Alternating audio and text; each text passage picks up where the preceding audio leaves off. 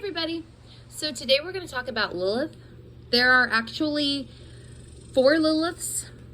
Then this has been on my mind because recently a class that I taught in my Fundamentals of Chart Weaving course was about the North and South nodes, a little brief intro to it, and about Lilith.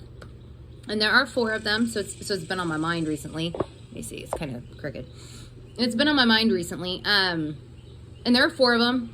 The first one is Asteroid Lilith.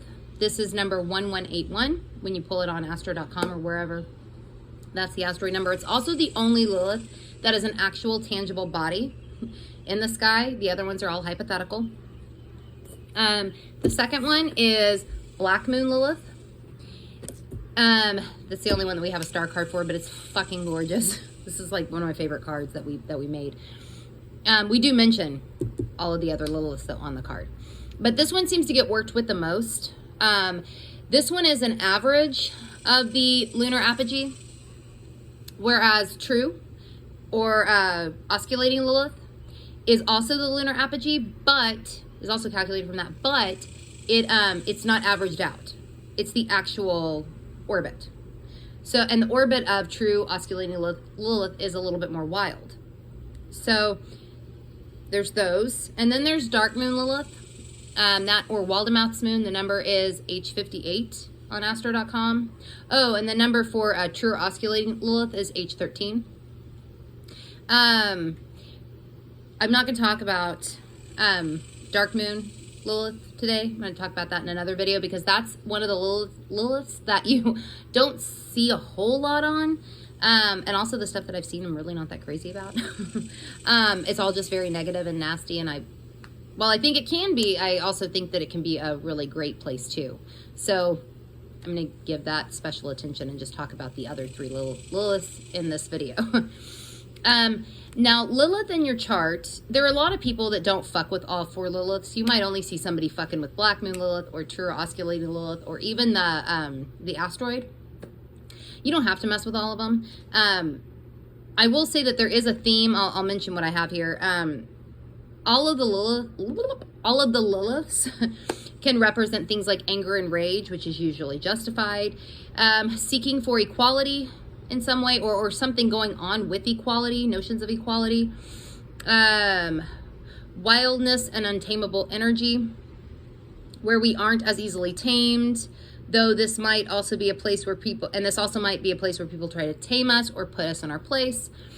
Now, oftentimes I've seen it, and I think I've even talked about it before, as wild and untamable female energy. It is, okay, look.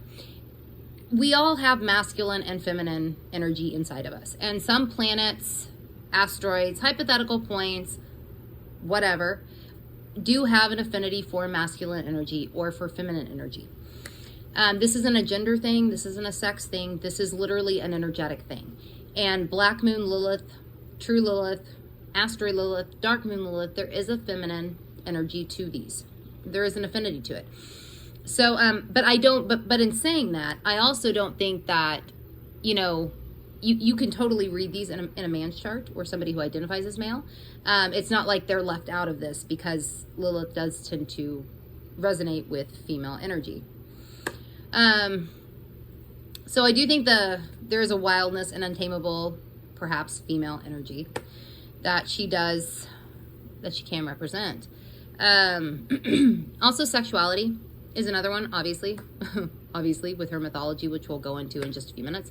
There is definitely sexuality here. Usually it's something, it can be something repressed sexuality. It can be uninhibited sexuality in some way. That would depend on, what's going on in the charts as to how that actually plays out.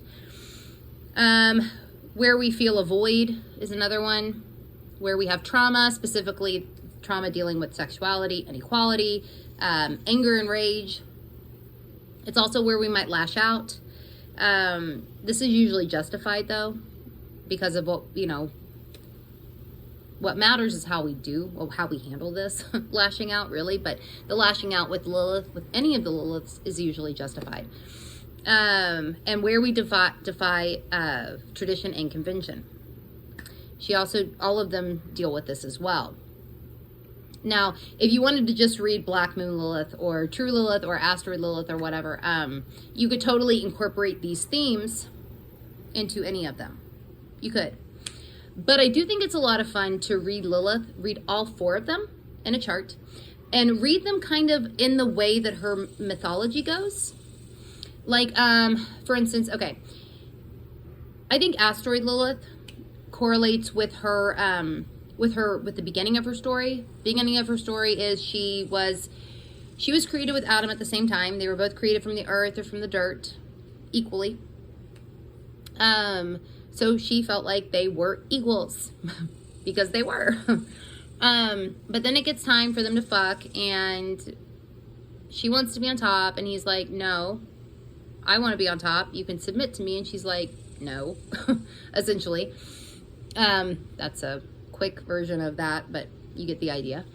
And this pissed off Adam, and this pissed off God. And this pissed her off too, because it made it very clear that she was not equal. She was supposed to submit to him, to submit to Adam, and she didn't like this. So to me, Asteroid Lilith deals with notions of equality, where we feel like equality should exist, by house, say, in the chart, wherever Asteroid Lilith falls, by house, it might show, you know, where you feel like equality should exist inherently. And then by sign might be how you feel like this should exist. And then of course aspects made and whatever. And I also correlate Asteroid Lilith with the first part of her story, because I mean, she was literally created, right? A tangible thing. And with all of the different Liliths, Asteroid Lilith is the only Lilith that is a tangible body in the sky. So to me, this fits here too. And I also feel like where Asteroid Lilith falls in your chart, this could also be a place where you get really pissed when you feel like equality doesn't exist, when you realize that it doesn't exist. Then from there, we have the split in the mythology. One version of her mythology has her being cast out by God for not submitting. And then the other version of her mythology has her flying away and saying, fuck you guys, and leaving on her own. Now, when I think of the version of her that was cast out, I think of Black Moon Lilith, and the reason for that is Black Moon Lilith is already an average. To me, that feels a little bit like being cast out. In my mind anyway, the idea of being averaged down does equate to being, it feels like it vibrates the same as being cast out. So, looking at where Black Moon Lilith falls in your chart, say, it could be a place where you feel like you have been cast out in some way. You know, where would depend on the house that this falls, and how would depend on the sign, you know, and then any aspects made, obviously. But yeah, that's kind of, if I were to read all 4 of the Liliths, Black Moon Lilith would specifically be a place where one feels cast out, or an outcast, or what have you. Yeah. And then there is the other one, True Oscillating Lilith, that I feel like vibrates the most with the version of her mythology where she says, fuck you, bye, and walks and leaves, or flies away. Most of them have her flying away, which I think is kind of cool. So wherever True or Oscillating Lilith falls in your chart might be where you've chosen to walk away. And, you know, where might be areas of life, right? Or by house. It might show that. And then by sign, it might show how. Now, I would totally, as you're doing this, bring into the equation, like, okay, I'll give you for instance, like my True Lilith is in Cancer, and in the 7th house.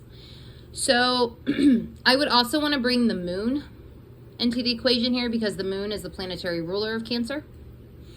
So I would definitely bring in the planetary ruler of whatever sign, Asteroid Lilith, Black Moon Lilith, or True Lilith fallen. I definitely would. I think if you don't bring that into play, I think you're going to miss something. Or miss a dynamic of it that is important. But that's just my opinion. Opinions are like assholes. I realize this. It is a fun thing to do though. I've had a couple clients that I've done this for, actually fleshing out like their Lilith story, if you will. It's been a lot of fun. If you're interested in having me do this for you, let me know, because it is fun. I also think it's really empowering. I've kind of done it for myself too, and it is an empowering thing to have done. I think it can be. But yeah, if you feel like sharing how you feel about these different Liliths, how you work with them, where they are in your chart, if you want to, how you think they play out. And again, you can totally like read just like Asteroid Lilith and say fuck the rest, or just read Black Moon Lilith and fuck the rest. You can totally do that. The only one that I wouldn't recommend doing that with, and this is, again, it's just my opinion, is Dark Moon Lilith or Waldemath's Moon. I do feel like, because that's the last one, in her mythology, I do feel like to work with that one specifically, you do need to work with the other ones in a more story-like way. Again, that's just my opinion. And we'll get into that one in the next video. But yeah, let me know what you think. I will put where you can find me below, and I will see y'all later.